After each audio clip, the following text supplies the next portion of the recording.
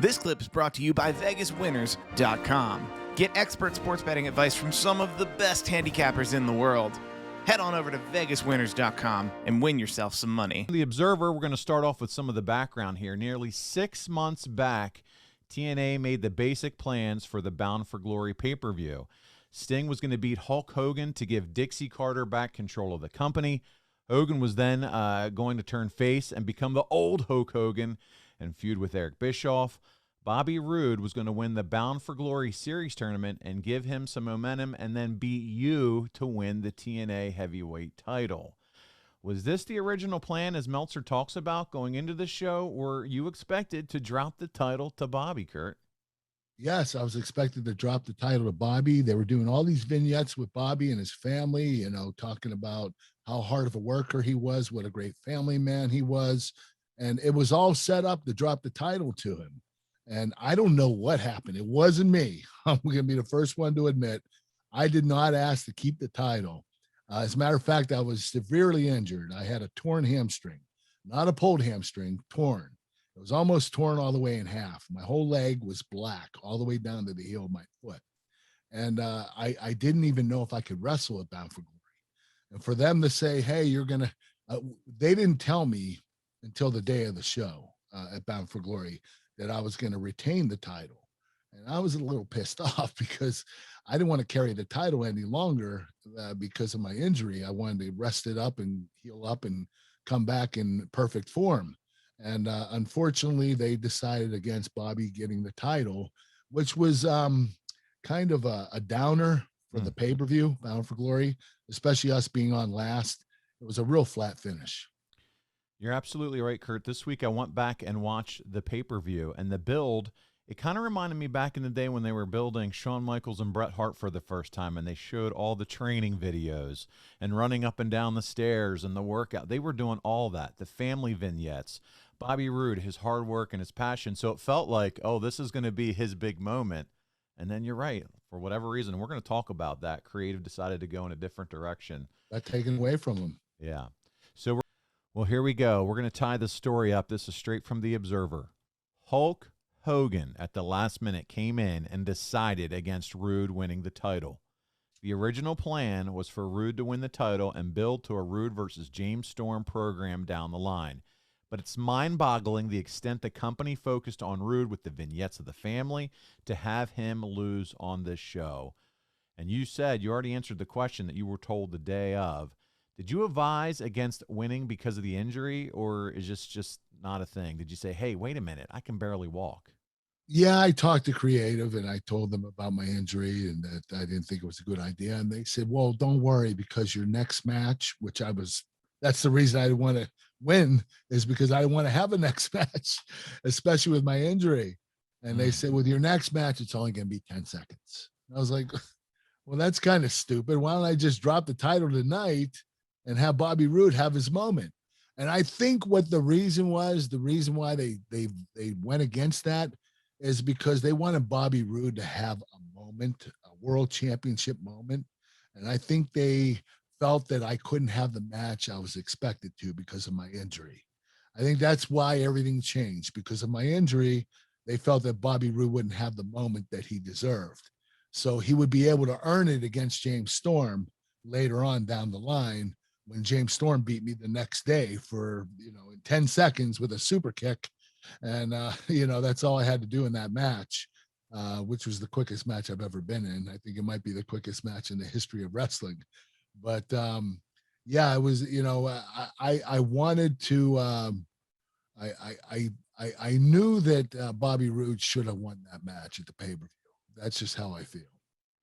Well, you explaining it that they wanted Bobby to have his moment at least gives us some kind of explanation as to why. That's the only thing I could think of. Yeah, because you're right. At the next Impact taping, you dropped the title in a less than 1 minute match to James Storm because you're hurt.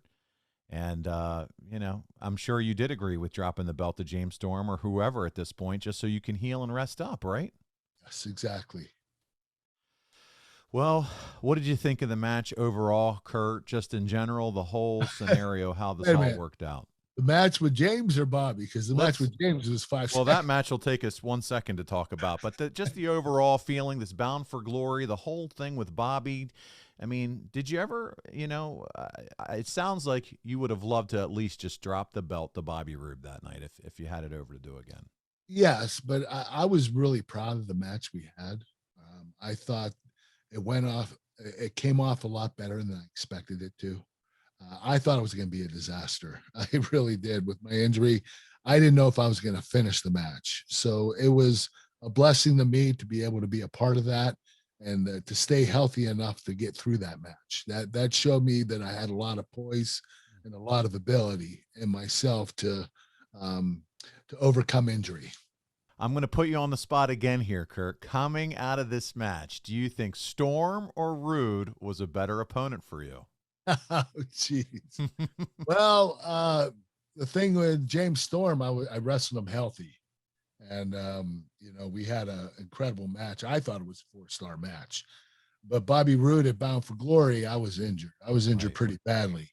But I am going to say that Bobby was a little bit better of a ring technician than James. James is more of a brawler. Bobby was more of a technician. So I would choose Bobby over James, but it's very, very close. And it just really comes down to a difference in style, to your point. It is a different style. Exactly. You're exactly right. All right. There you go. You're doing good so far. I put you on the spot twice, and you're passing with flying colors. Well, ladies and gentlemen, I can't believe this is real, but we not only got a handicapper, but we got the best ever. How are you so good at handicapping these games? I mean, 4-0, that's quite a streak already. Well, let's talk about every pick I've given this year in the NFL as an example. 23-8. Every pick I've given this year. 4 weeks in the bag, 23-8. There's nobody in the country that can match what I do, but I always make sure, because anybody, Conrad, could make up anything. They could tell you and blow smoke and tell you, oh, I'm the greatest. But I am independently monitored and documented, so nobody could ever question what I say and go, I don't believe it. I send every pick to an independent monitoring and documentation service that has to get the pick before the game goes off and then publishes it after the game goes off so anybody can see what I gave. But this is the best start I've ever had. I've never been this good to start a season. You don't win every week, 4 weeks in a row, everything you put out. It's been the kind of year I've had. So get on a hot streak, because when a guy's on a hot streak like me, you want to ride it.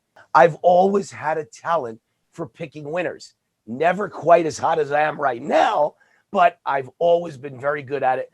And I think it's because I do more homework than anybody else. The average guy or gal watching this podcast, they don't have time. They have a career. They have jobs.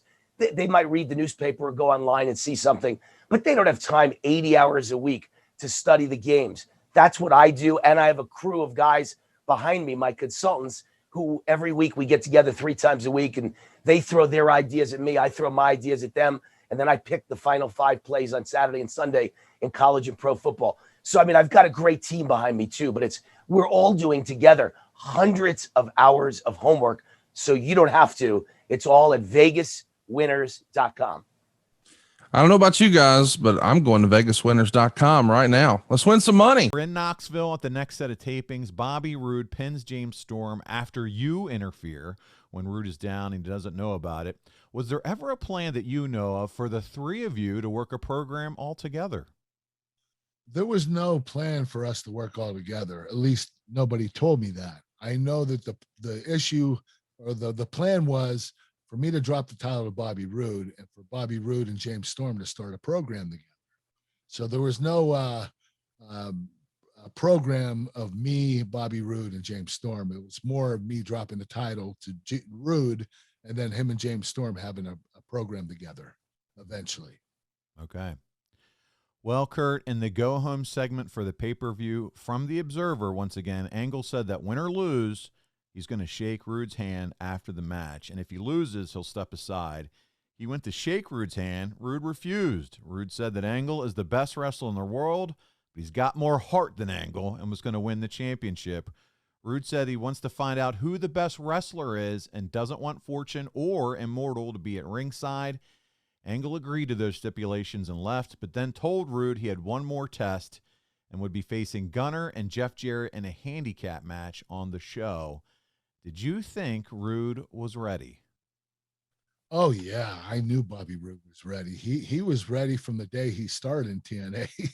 The guy just has so much ability, and the talent that he possesses is unparalleled. Very few people have the talent that Bobby Roode has. So I knew he was ready and primed for this.